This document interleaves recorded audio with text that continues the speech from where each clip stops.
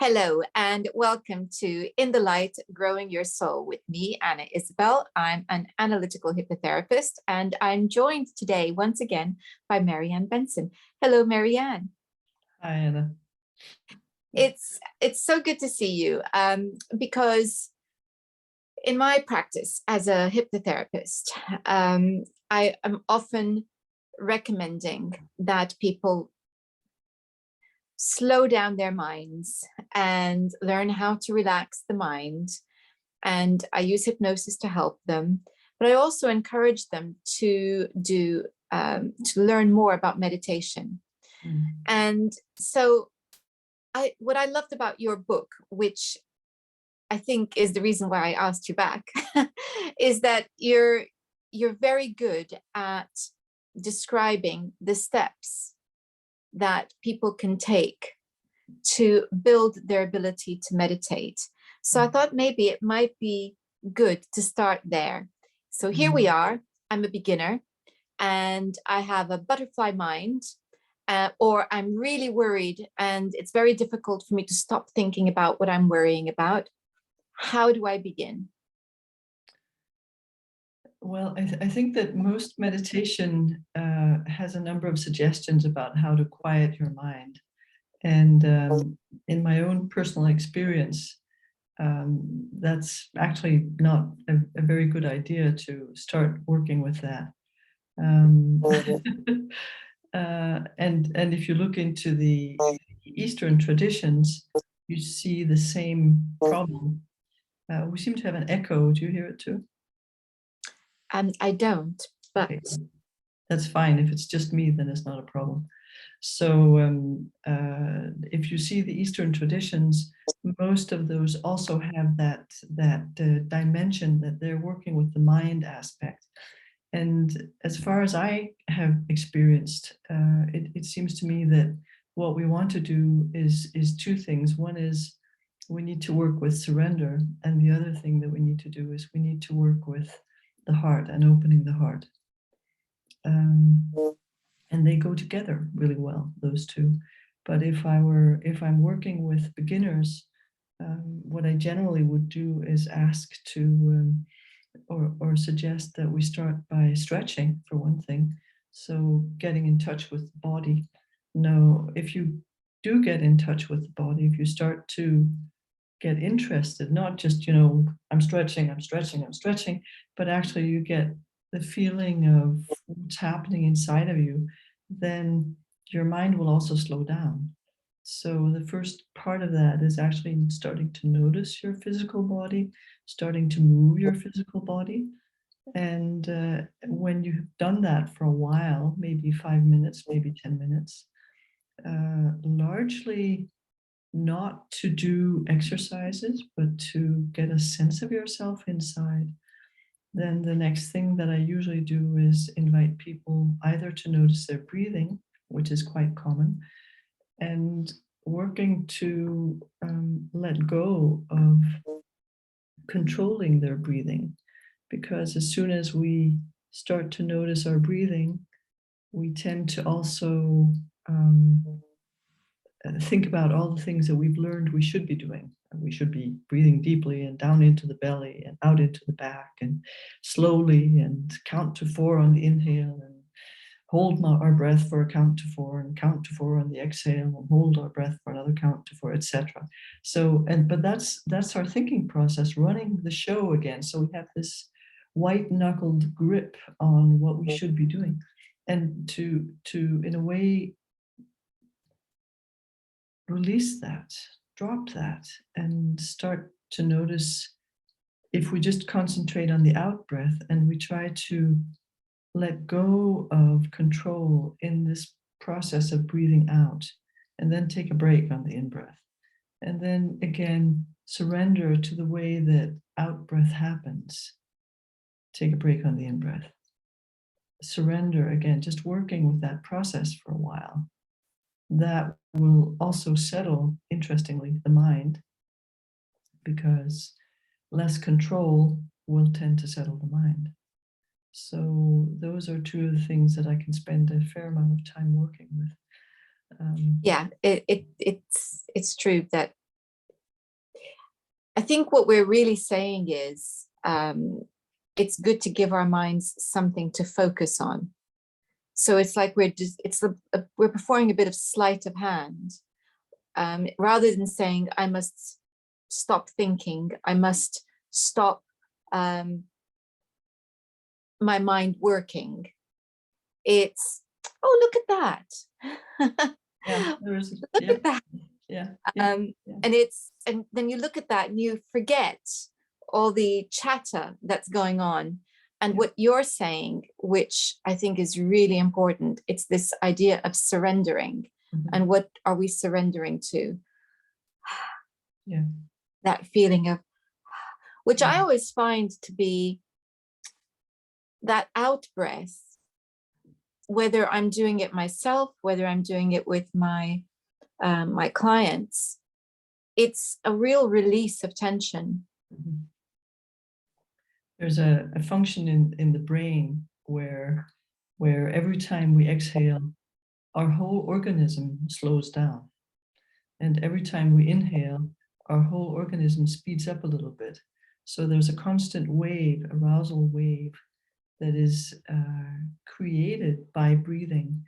And breathing is not created by us. Breathing is created by life and has been around for some 250, 300 million years, since the first animals came from the water up onto land.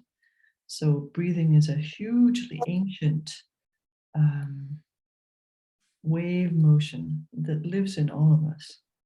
And if we can start to relax into that, or start to notice that, we drop down into this almost timeless sense of being that happens. I was just thinking about the importance, of what you said there about what happens when we exhale, what happens when we inhale, because in so many physical disciplines, whether it's different types of dance or yoga, you are encouraged to do certain things, certain movements on the in-breath and certain movements on the out-breath. So, and there are reasons for that, clearly. Yes, there are. Certain things are easier on the in-breath and certain things are easier on the out-breath. So yeah, that is the reason. That's how it works. So in a sense, what we're saying is we're kind of riding a wave that is linked to our breath, and allowing ourselves to follow our breath helps us in any number of ways. Yeah, I think we're in the beginning. One of the images that I use is that we're kind of we're without a boat, but we're in the water, and the waves of our breathing are like the waves of the ocean. So we're floating with this wave of the inner ocean, and as we do that, we can also notice, and we can start to pay attention to how this wave motion is all the way through us. You can actually feel your whole body, your legs, your feet, your hands, your arms. You can feel them expanding on the in-breath and relaxing on the out-breath. It's kind of like suddenly turning into a very large jellyfish, kind of human-shaped jellyfish. Yeah. So, and that's intense enough that most people will, again, tend to forget that they're thinking. Thinking is a process usually of either working with the past, I'm thinking about the past and something that I should have done or somebody else should have done or didn't do or did do, or it's moving to the future, which tends to be sort of a rerun of the past. Just as we have a mind that tends to go to social relationships and sort of natter on about them. So if you can get yourself oriented towards your body, and you can start to discover things that you didn't know about there, it will shift your thinking process in a different direction. Just again, listening to, I was thinking about what you were saying, and thinking about the sea and waves, and how mesmeric it is to sit and watch waves, because there's this rhythm. Yeah. So again, tuning into that rhythm of your breathing, has that kind of mesmeric effect. And in fact, in many recordings that I've done for my clients, I often begin with them, if they love the sea, with them sitting and looking at the sea and noticing that that the waves are breathing in and breathing out to help them connect with their own breath. So they do use that imagery because I think there's something in that that's very deep in our subconscious, that's like a recognition of a rhythm that we're used to. Yeah, yeah. And we have this very strong relationship to the ocean in our system that, if I remember correctly, then the salt level in our bodies is the same as the salt level in the ocean is. So we have this, we have the ocean inside of us, and we're attuned to it. We breathe in the rhythm of the ocean. Yeah. It's rather beautiful, actually, isn't it? We're sounding very poetic. And it's even true.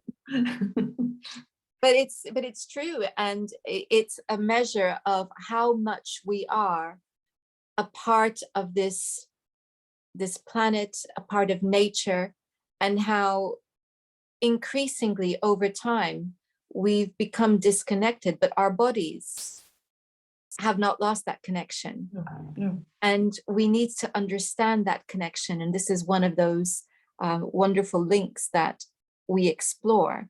And it's funny that we're talking about meditation, but we can't escape from this. That's right. We can't escape from it. And it helps us. It supports moving towards a deeper state of meditative presence. I think the next, then what happens for people when they actually do this seems to be that they drop more into themselves. Something in them starts to slow down, and we know that the body and also heart qualities are slower than the mind is, so that's helpful. And often they also come in touch with heart feelings, so feelings of gratitude, feelings of softness, feelings of love, feelings of being part of instead of being separate, which I think is one of the great traps of our times, is that we feel so separate and we're struggling to be connected. And struggling to be connected is biological in us. We are incredibly connective creatures. So suddenly you discover that you're not disconnected. You are part of the whole. You have the ocean waves inside you, and you can, with each exhale, you can surrender yourself, drop yourself into that quality of being part of a whole. And even if you didn't do anything else in that, it's helpful. Exactly, because what this is really a beautiful starting point. It's what we're wanting to do is achieve a state of calm. And how do we do that if the chatter in our minds is continuous?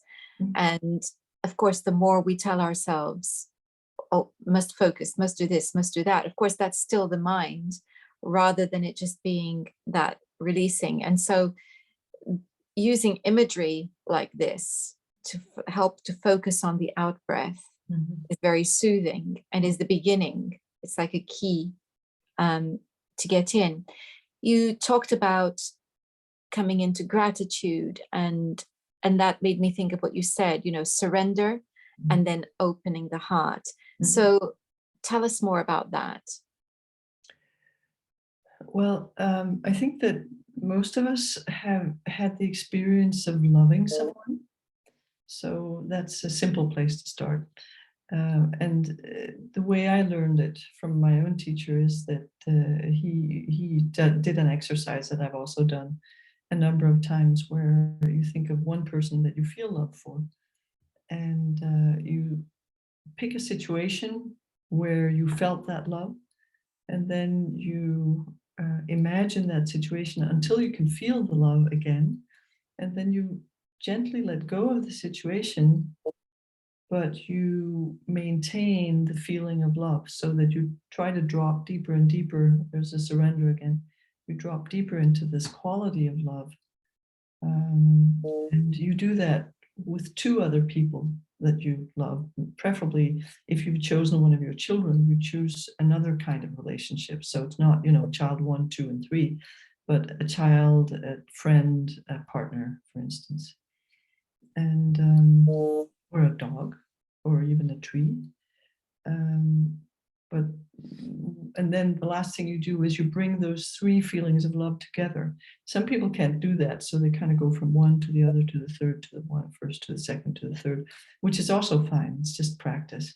And the second one, you bring the three feelings together, and they blend into some quality. And then you again try to drop yourself, try to surrender deeper into that quality.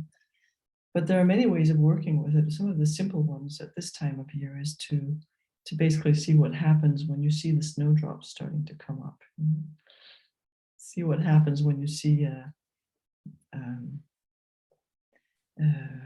bird hopping across the road, or a chipmunk, not a chipmunk, but a squirrel coming over the road, the way they do, and up into a tree. Hearing the birds singing because it's close enough to spring that they're starting to think about mates. So all these things, looking at the sun and seeing how it's coming up earlier every morning and going down later every day. And so there's this whole set of how things move that you can be looking at, and that will touch your heart in different ways. So it's a game. It's true. And I was just thinking about how at times when I've done this with clients, let's say relationships can be complicated no matter how much you love a person. Mm-hmm. And if you're going through a phase in your life where however much you love someone, there's a tinge of sadness or tension attached to it, then focus on other things that you love that are more neutral, like a blue sky or animals or whatever it is. And that's a good starting point also. Mm. It's the point is to connect with this pure love. And I think I would go so far as to say to connect with a sense of awe again. Yeah, which is another one of them. So you have love, which is one field of heart energy. There's another field of heart energy, which is gratitude, different forms of gratitude that we have. And awe sometimes comes into that one. And the third is compassion. And there's a whole field of that as well. And you can also mix the three, blend the three. There are many other dynamics. Awe is one of them. Stillness is one of them. And again, you'll find that if you work with these qualities, your mind will slow down because it will relate to the heart. The heart is an incredibly powerful organ in our system. So your mind will relate to it. Mm-hmm. And it's funny because that means we're not telling ourselves that we need to empty our minds. No. And so this is much easier because all we're doing is we're redirecting the mind. Mm-hmm. Yeah. And by focusing on the things that we're talking about, it naturally happens. It might take a little while, but it naturally does happen. Yeah, it does. And also the interesting thing about it is that you can start with stretching, and then you'll find that you start working with the other things, and you're still all over the place. Go back to stretching. Go back to your body. Funnily enough, from personal experience, I do find that if I've been doing yoga, mm-hmm. I'm already halfway there. Yeah, exactly. Because my breathing is already going to help me, because I've been working on my breathing already. So I'm already halfway there. Yeah. So it's very helpful. Yeah. So yes, stretching is a good one. Yeah, it is. And then there's another sneaky one, because most of our thinking is focused, right? So we're looking at something, and then we're looking at something else, and then we're looking at somebody, and then so we're looking in all these places. But the other thing you can do is let your awareness be wide, which is a meditative instruction and technique.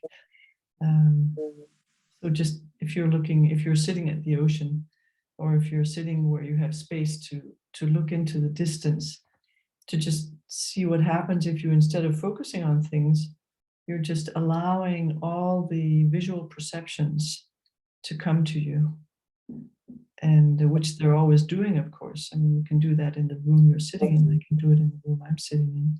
And we have this visual experience from all the way out here and all the way to the front, all the way up to as far as we can see, which for me is up here, all the way down as far as we can see. Right? What is the neurological, I guess, thinking behind that? Because I have come across this before, the importance of not having your eyes focusing solely on one thing, but looking around, moving the eyes more. Mm-hmm. What is the thinking behind that?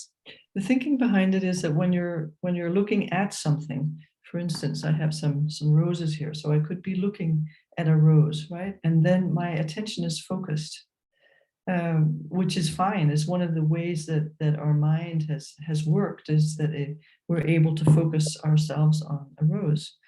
And then we can experiment actually with letting our mind rest on the rose, which is kind of difficult because you're focusing on it. But again, there's a quality of surrender in that. So you can let your mind drop into being with the rose and sort of, play with that. And you start to discover different aspects of the rose. But the other thing you can do is to work with what is termed awareness. And what awareness does is it doesn't focus on a rose. It allows everything that's around. If you look at infants, newborn infants, their ability to focus is very short. And their attention is caught, it's floating around, but they're working with attention. And slowly they learn to hold attention on something like a rose for a while.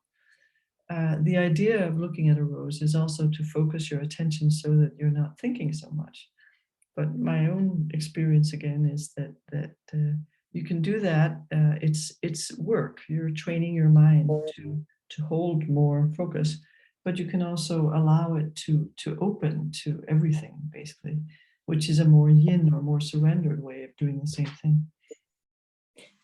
I think it's actually quite important, because even in what you described, from a baby's perspective, what it means is that focus is hard work. Yes, it's not something that just happens. And certainly I know that I've been a teacher with children. Holding their attention, focus is difficult. Yeah. And I have a dog.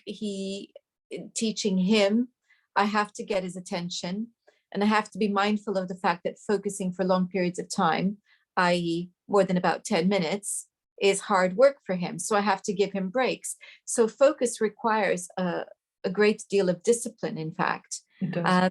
So when we get into the habit of just focusing on our work all the time, this is why we need to take breaks, because that in itself is creating tension. So we're talking about focusing for meditation, but it's a different kind of focus. It's much softer. It's a much softer focus, yeah. Yeah. And I mean, meditation, there are so many different kinds of meditation. So basically what you're getting here is it's not a stamped, finished, FDA approved version. It's just my own experience from, starting to meditate in 91 and still being at it in 2022. So 23 now. But what I appreciate about the techniques that you describe in your book is that they're accessible. And it's, if I might say, they bring in different ideas and different disciplines and make them accessible to people who are busy and just running around all the time. And that's what I really liked about your book. That's what I really appreciated about it, was how accessible it makes it. And given that I myself can have a butterfly mind, and it took me a while to find my way in. And my way in, it turns out, is pretty much your way in. And it's what I've been teaching my own clients. And why did I do that? It's because it worked for me. It worked for me. So I'm only going to teach what I know works. And then I see it working with others. And it's a really good thing. So that's why I thought it would be good for us to have this conversation. Yeah. Yeah. What do you feel? Is there there is, of course there is, a hierarchy, and I don't mean a hierarchy in the usual sense, but I just mean like a ladder of steps that we could climb to go deeper into meditation? Or is it simply a matter of practicing what we've been talking about and getting better at it over time? What do you feel?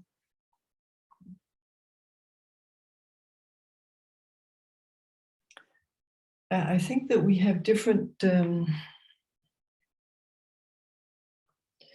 I think we have different skills. Some people find some of these things very easy, and others have a really hard time with it.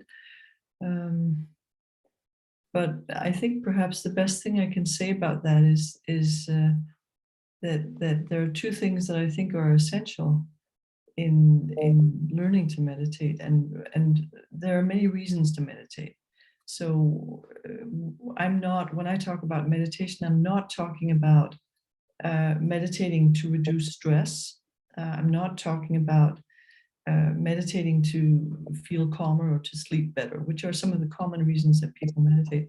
I'm talking about meditation to deepen my sense of the world, and for other people to deepen their sense of the world, which is also a spiritual quest. So there's a way that there are two things that are essential, because when you do that, you're starting a journey of relationship, really. Dogen, whom I also quote in the book, said that, if I remember correctly, he said, enlightenment is intimacy with all things. Yes. So, and that to me covers it. It's enlightenment is intimacy with all things. So what is intimacy with all things? Well, it's a relationship, but it's not a relationship to a person. It's a relationship to the world. It's a relationship to the sun. It's a relationship to the universe. And in that, we need to find out how to experience that in a way that we feel safe with. And that's why surrender is important. And the other thing that's really important is having some sense of what is commonly called invocation. So some sense of Jesus Christ is one of the things that Christians have spent a lot of time invoking. We call it prayer. Tibetan lineages are another one. The world, the Gaia hypothesis, the concept of the globe as a living, breathing phenomenon is something that some people use. So, we need to find a sense of what is it that's holding and protecting us.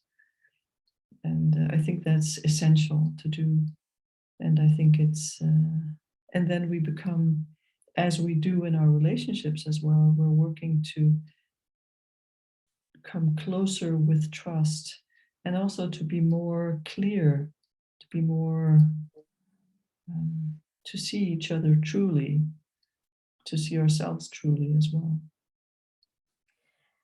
And the benefit of that, of course, is that you will sleep better and it will help you with stress. So are So side as benefits, yeah. exact, so I do feel that you could take a, dare I say it, mechanical approach to meditation, and just focus on breathing, and it's for a targeted thing that you want to sleep better, but to me that is like taking a pill, because it's not getting to the heart of what it is that you as a human being are experiencing, which in most cases I find with my clients, there is it's a metaphysical anxiety. It's a crisis that's a metaphysical crisis where there's a loss of meaning in their lives. Yeah. And so not only am I working to help them with the problem as it's manifesting, and improving the relationship and healing the relationship they have with themselves and with others, it's the relationship with life itself that's broken. You can call it relationship with God. You might not believe in God, whatever it is, there's an existential crisis that's happening. Yeah. And we need to address that. And to not address it makes it very mechanical. I was just with my partner today, in awe of this new idea that we can have AI through text counseling people. It doesn't get more mechanical than that. That's rather an extreme example, but it is happening. And what you're saying, I love what you're saying, because it's saying meditation can be taken at different levels. I'm wanting to take meditation at this level, which is an all-encompassing relationship with life, with existence, with divinity, whatever you want to call it, because that's at the heart of everything. And I couldn't agree more. After all, this is In the Light, Growing Your Soul, the name of my channel. Yeah, and it's also important to realize that it's not going to make everything better. It's I've been working with people.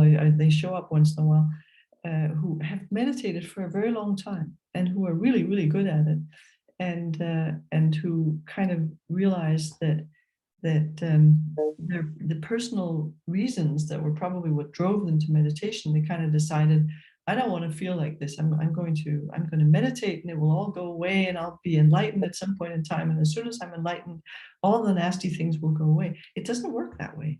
It's like your personality. Unfortunately, I have two roses here. Your personality is one rose that needs to be developed reasonably well. And then when you start to meditate, whether it's at age 2 or 3 or 4, or at like me at age 42, I think, you have, it's a different rose. This rose will not change massively because you're working with this rose, but it will change somewhat. So there will be some development because it's two roses in one person, but it's still a different process, and that's very, very painful to a lot of people that it's like that they're not gonna, their traumatic experiences will still be there and still be traumatic. It's a tool that we use to help us deepen our understanding of ourselves, the world, etc. But it's not a cure for the ills of the world. No, it's not. It's there to support us. And the deeper our understanding and our faith in the process and in life, etc., and meditation can help us to do that, then the stronger we are in dealing with what life throws at us. But life will continue to be life, and it's about deepening our sense of a faith, I guess, Mhm. in ourselves and in a higher purpose that perhaps we're not aware of. I think that's what's helpful. I think it does one other thing, which is that at least if you are have reasonably well developed your own system,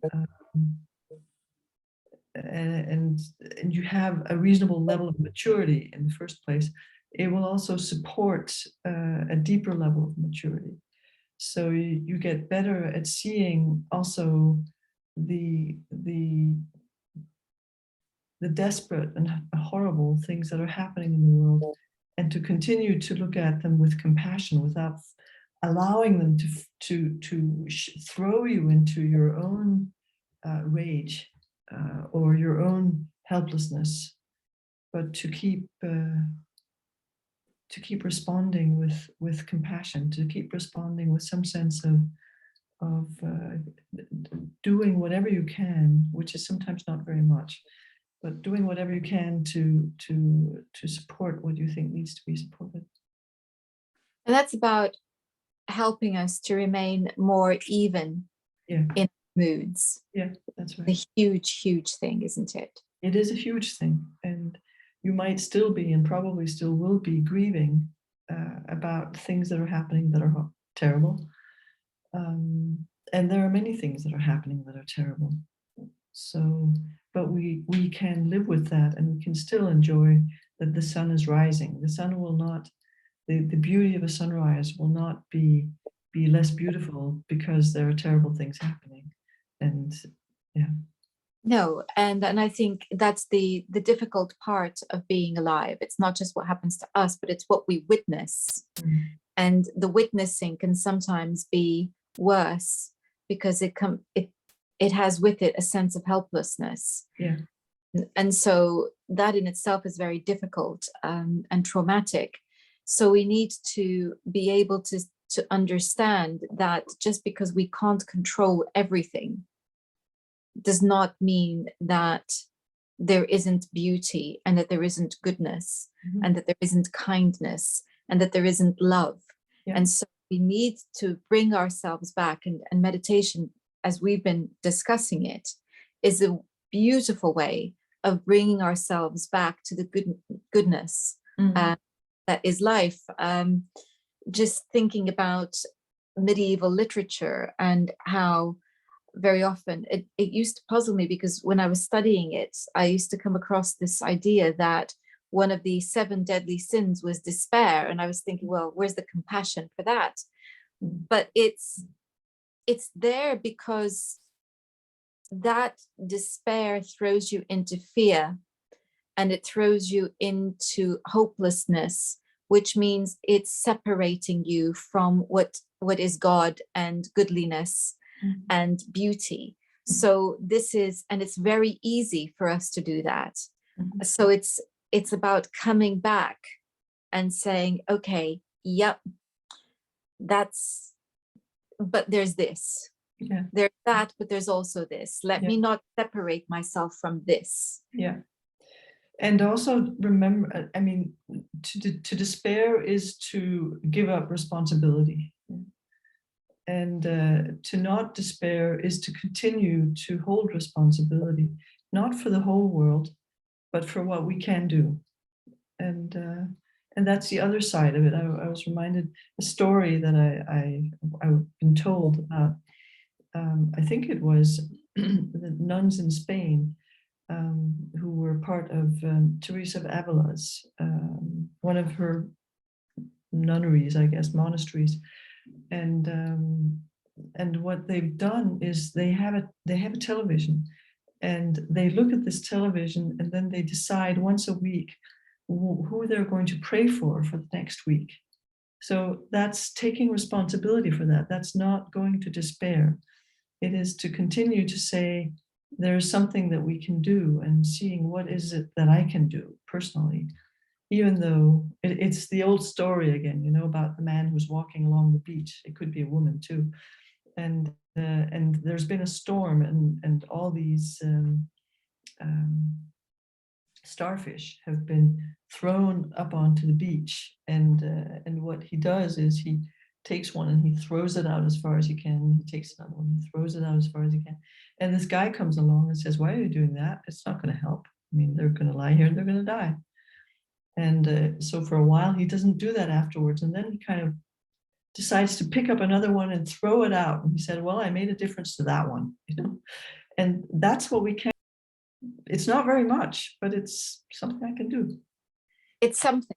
And if we all think, well, there's nothing we can do, then nothing does get done. That's right. Where one person begins and then another person joins and another person joins, Yeah. then maybe that beach can be cleared of most of the starfish. Maybe only a few will die.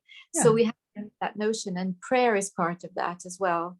Yeah. And it's because it's about raising vibration. I can remember a few listening to accounts of quite a few near-death experiences where the person recounting what happened to them was aware of the prayers being said, and they experienced it in different ways. They experienced it, I think, on one occasion, the person was talking about it feeling like they were being held in music.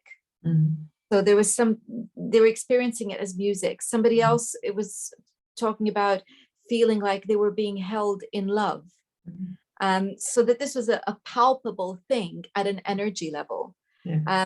So this is the beauty of everything that we can do, is that there's always one thing that we can do, even if it's sending out loving thoughts of compassion, a prayer.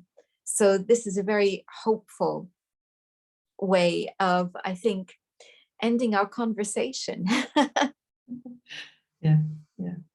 Also, I think realistic. I mean, it's with meditation, it's easy to kind of go woo, you know, like, well, it's going to be, then we're going to pray and it's going to change the world. And if we have 500 people, you can feel the world changing. And I'm like, no, we're not that powerful. But it's possible to change our own mindset, and it's possible to change the mindset of the people that we're with. We know that's possible. So exactly, and it does ripple out.